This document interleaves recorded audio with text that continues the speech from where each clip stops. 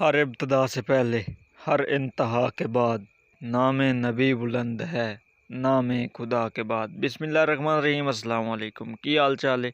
उम्मीद है सारे भरा ठीक ठाक फिट फाट राजी खुश हो। निक्की जी वीडियो नाल मुख्तसर जे अंदाज दे विच यूरोफोर्ड 4560 थोड़े नाल लैके हाजिर हाँ थोड़ी खिदमत विच।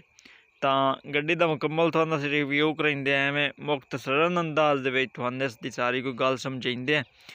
ਸਮਝਾਉਣ ਦੇ ਨਾਲ ਨਾਲ ਮਾਲਿਕ ਦਾ ਨੰਬਰ, ਕੀਮਤ ਤੇ ਲੋਕੇਸ਼ਨ ਸਾਰੀਆਂ ਗੱਲਾਂ ਮਤਲਬ ਅਸੀਂ ਤੁਹਾਡੀਆਂ ਕਲੀਅਰ ਕਰਾਂਦੇ। ਵੀਡੀਓ ਪੂਰੀ ਵੇਖੋ।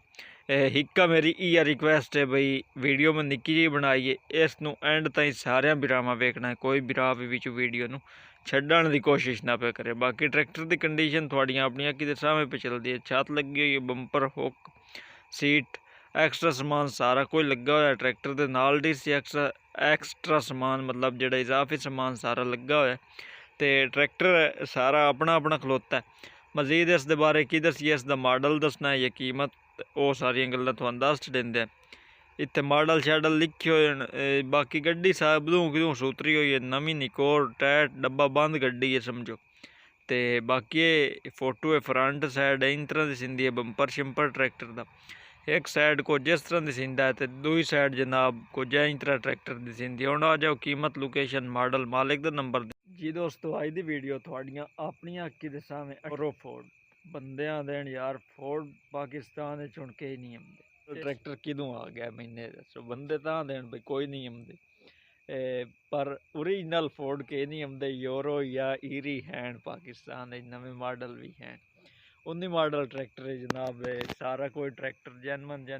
19 मॉडल हो 5-6 साल सारे हो, इस कितों वटी जाने। बाकी जितना समान लगा हुआ सारा तो नाल टीसी वीडियो निक्की जी पे बनाईंदा जान बुझ के। जो एडी लम्मी वीडियो है, इस टाइम अद्धी रात हो गई, दुए को नब नहीं कि अंधेरा ही अंधेरा है।